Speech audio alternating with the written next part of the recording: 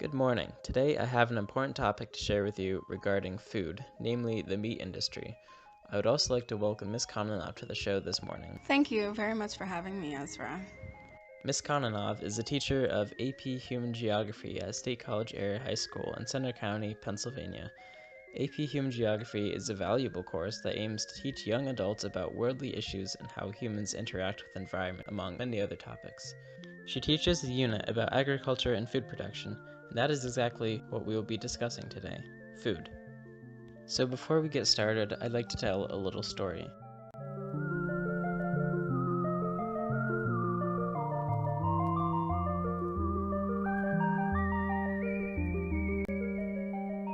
For my entire life, I have been a vegetarian. My mom herself is vegetarian, and she has raised me and my older brother to be vegetarian as well. Growing up, I never really questioned this lifestyle choice, and when my friends and classmates would ask me why I'm vegetarian, I would just respond with, because that's how I grew up. It wasn't until I took AP Human Geography that I began to really understand some of the incentives to being vegetarian and to identify myself with some of these reasons. I began to realize all of the negative effects that meat production and meat consumption can have on the environment, and as someone who strives to be environmentally aware, these things really had an effect on me. It gave me something to say to people who pose the question to me, why vegetarian? Okay, so let's get into the meat of the issues with meat. Although we never think about it, we are all affected by the environmental impacts of the meat industry. Just to introduce the prevalence of meat in today's society, I'd like to turn to Ms. Kononov to ask a few questions. So, today more and more people are consuming meat than ever before. Why is that?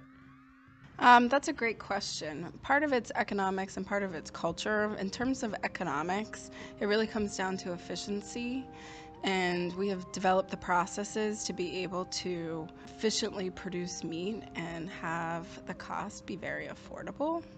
And with large-scale agriculture, it's the development of agribusiness has allowed us to do this in very large quantities. Not everybody is able to see what that takes in terms of the land, the waste production, the methane gas, even just the actual processing facilities that's kind of hidden behind kind of closed doors.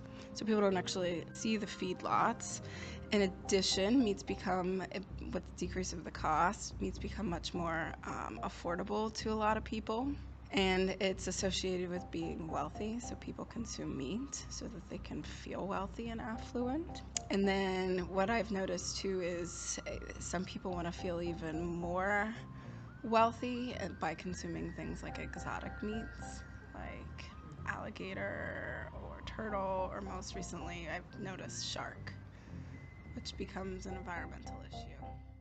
So, essentially, the mass consumption of meat can be attributed to the fact that today, producing meat is much more efficient than ever before, and in developed countries such as the United States and those in Europe, people have more money to spend on meat products. Now, Ms. Kononov mentioned some terms that you may not be familiar with, but we'll get to those soon. I'd like to now move on to the topic of resources and sustainability. So, some of the greatest criticisms of the meat industry are in regards to resources such as water and grain. More specifically, 70% of the world's fresh water is used for agriculture. Much of this water goes to animal production. Our favorite animals to eat, those being chickens, cattle, and pigs, require a lot more water than rice, corn, or wheat to make the same amount of food. On average, a 150-gram piece of meat requires 2,025 liters of water. 150 grams of oats only need 355 liters of water, soybeans only 412 liters, and fruit generally only 69 liters of water. And of course, water isn't the only thing that animals need to survive. They need to be fed too. Cattle roam in large pastures until they reach maturity, at which point they are transported to feedlots, also known as concentrated animal feeding operations, or CAFOs for short. Feedlots are expansive, flat, dirt-covered areas with high animal density. A large amount of the corn that is grown in the United States ends up going to the feedlots to feed cattle and fatten them up. Cattle and hogs are given limited movement and gain weight faster because of this. Whenever you eat a burger or anything made from beef, It is more likely that the meat came from a feedlot than a nice green pasture, as we'd all like to envision. In terms of pollution, farm animals create 130 times as much excrement as humans. Over the months preparing animals for slaughter, thousands of animals which are contained in feedlots produce an enormous amount of waste. When the excrements are not treated properly, that's when they get into the water sources such as streams and lakes. In addition, the meat industry contributes to global warming. Animals, beef in particular, also give off greenhouse gases such as methane, ammonia, hydrogen sulfide, and nitrous oxide. With global warming come many huge problems such as water floods and many other natural disasters. So clearly there are a lot of problems caused by the mass consumption of meat. Ms. Kononov, how important is it that we see a large shift in dietary habits across the world towards diets that are less dependent on meat and animal products? Well, with the increasing of meat consumption, that comes with large amount of efficiently produced meat, which also puts a larger strain on the environment, which is a huge concern. And if more people are demanding it, then obviously that puts most of the negative consequences on the environment. So we see problems with water consumption, the production of methane gas, the amount of land that it takes to produce, protein. This is particularly, I'm thinking of beef, even though pork is the most consumed across the world. This also is a concern with waste disposal and then also with antibiotics, because for efficiency of meat production, you have the antibiotics that are injected into the animals, and that comes out in the waste, which also affects water quality, creates water pollution, air pollution, and soil pollution. So, in terms of what the individual can do, this comes down to choice, and if less people choose to eat meat and change their diets, that's the number one factor that can ease the pressures on the environment. It's obvious that things need to change now. While protecting the world should be the responsibility of everyone, we young people ultimately have the most say in what the future looks like. The youth and the young people have the most power to change the status quo in the world. It's our world that will be affected by the issues of climate change, food sustainability, and pollution. It's not only our future, but also the future of our own children and grandchildren. So, what can be done? Like Ms. Kononov said, it's a choice. The best and most clear solution is a change in diet. There are multiple changes in diet that can help fight against the meat industry and protect our planet.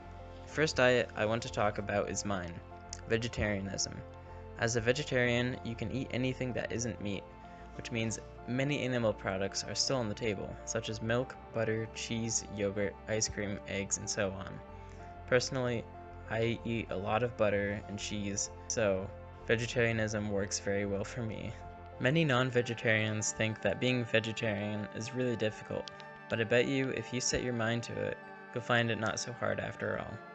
Another dietary possibility is veganism, which is definitely more extreme. Veganism entails everything that vegetarianism implies, but further removes all animal products. If neither of these things sound too appealing, don't worry, there are yet other options. There are many opportunities to eat fewer amounts of meat. Instead of eating meat daily or almost every day, try limiting it to just a couple of days a week, or even try abstaining from certain types of meat altogether.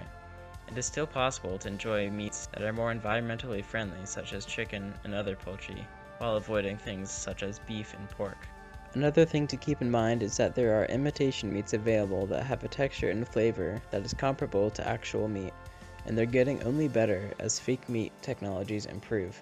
So if you don't want to give up that meaty taste and texture, don't worry, you don't have to.